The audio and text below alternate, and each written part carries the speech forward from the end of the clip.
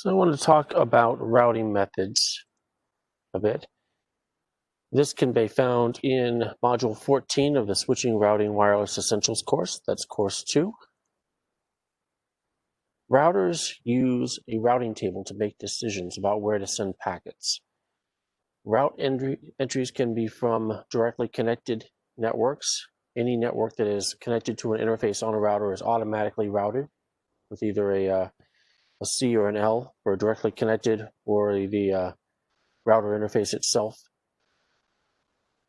It can be statically assigned routes by an administrator, dynamically created routes from routing protocols such as OSPF and egrep. Each route source has its own special code. For S, for instance, is for static route. OSPF is O. We've talked about directly connected static routes and interfaces. This is an example of a route entry table, or route table entry, I should say. So if you look at this, we'll look at IPv4. It shows IPv4 and IPv6. IPv4's table. The first line, the first character there is the route source. That's the source code. In this case, O, that's OSPF. So we know that this route is dynamically created by OSPF. This is the destination network and the prefix. This 110 here is the administrative distance, and the 50 is the metric, so AM, administrative distance, and metric. Then via 10.0.3.2, that's the next hop. So it's the router interface of the next hop. This is the router timestamp here, and this is unique to IPv4. IPv6 does not have this. This is the amount of time that has passed since the route was learned. And then 7 is the exit interface on the router for this route. IPv6 has the same basic things. It just looks different because it is IPv6. But this is also generated by OSPF. You can tell by O. If it was S, it would be static. This is the IP address, the destination. This is an IPv6 routing prefix right there. Administrative distance metric is the same. Notice that it is we're 5 here. That's the next hop. Notice it's using the link local address, the LLA, and then the serial 011 for the exit interface.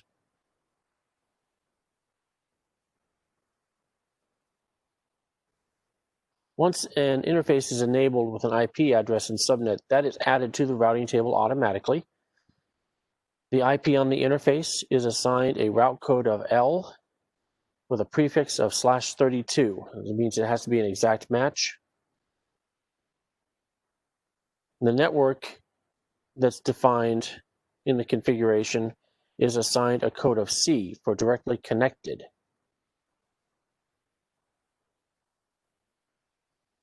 Static routes are manually configured by an administrator. Static routes are convenient for small networks. Most default routes are set up statically. Default route is a catch-all route entry for any destination IP that does not have a specific route entry. And routing to and from stub networks is often done statically. And stub networks are networks that are accessed by a single route, a single router. Let's take a look at this topology here. This is a static route configuration. As you can see, this is on R1. This is basically just sending all traffic destined for 10.0.4.0/24 to the next hop router, which is right here, 10.0.3.2. So any IP address that matches this network will get sent to the next hop. IPv6, same thing, saying that any IPv6 address that matches the routing prefix defined here will be sent to the IP address of the next hop router.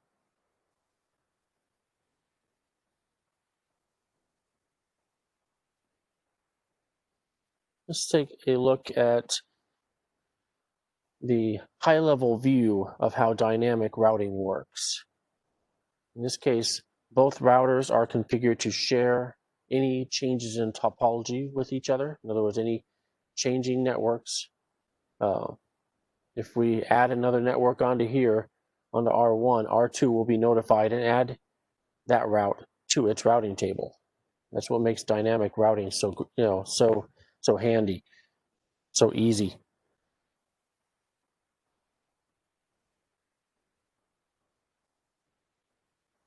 And here are some sample route entries.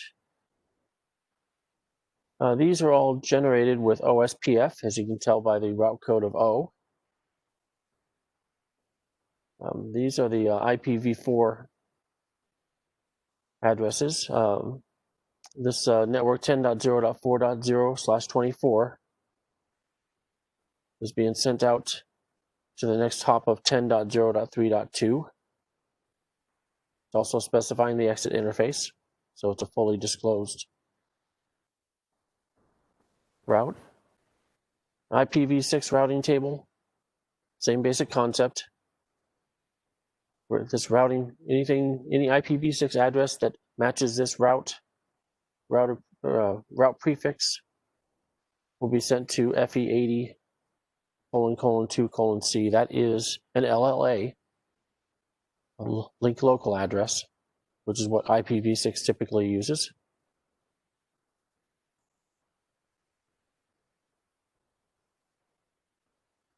Default route is a must-have if you're accessing the internet.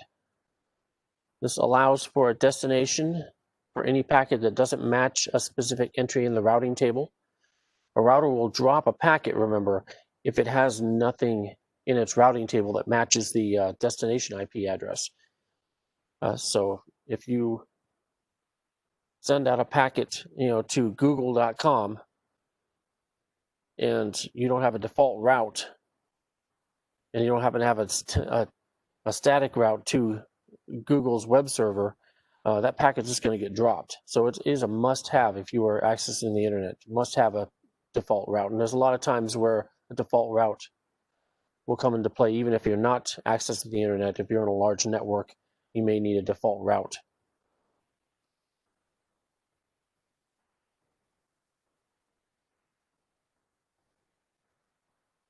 In IPv4 routing tables, anything indented is considered to be a child route of the parent route.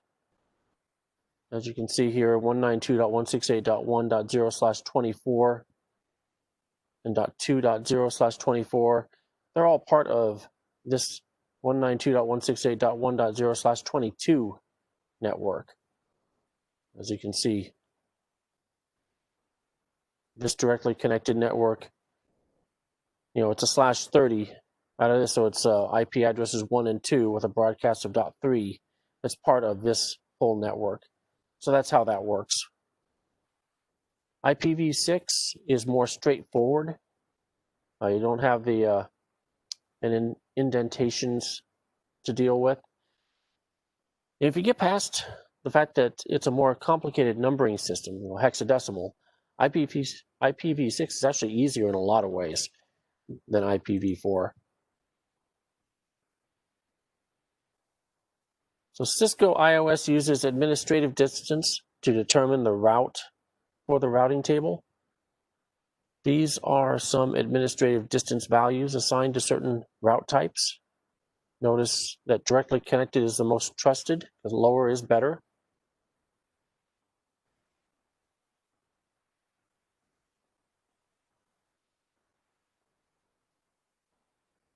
So most larger networks utilize a mixture of dynamic and static routing.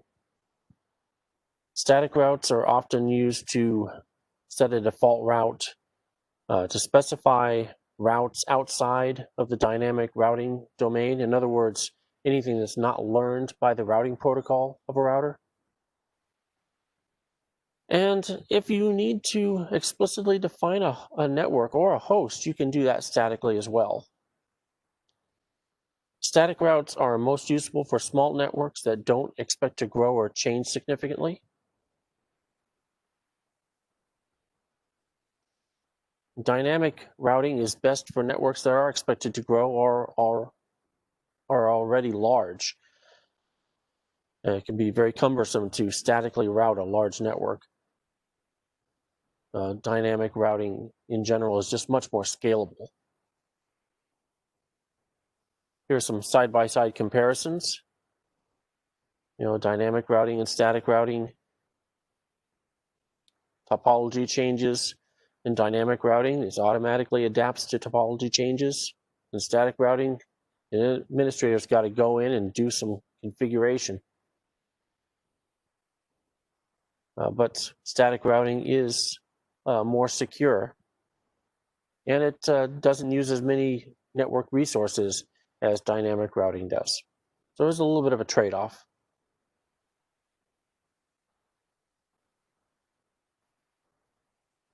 The purpose of dynamic routing protocols is to discover remote networks, and again, automatically without the intervention of an administrator.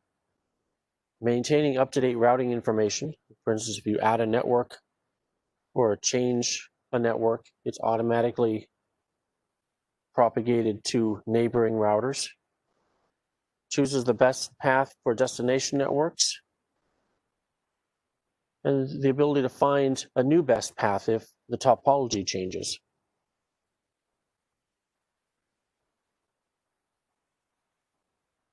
Dynamic routing protocols determine the best route for each network. That route is offered to the routing table, where it will be installed into the routing table unless there is a route with a lower administrative distance already in place. Remember that the administrative distance for a static route is 1. So will a route that is dynamically generated ever replace a static route in a routing table? Absolutely not.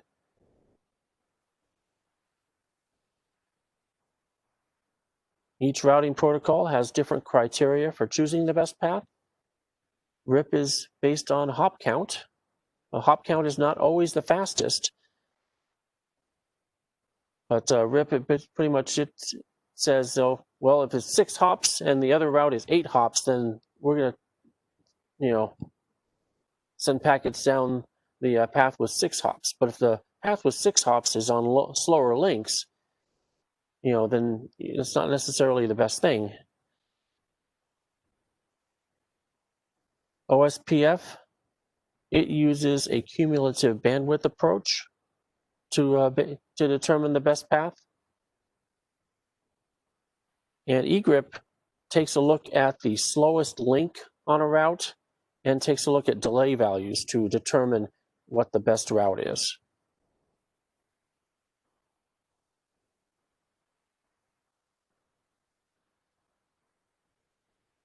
And routers perform something called equal cost balancing when 2 paths are equal in cost metrics. And this is something that can increase network performance. Basically, a router will send out packets out of multiple interfaces if the cost is equal.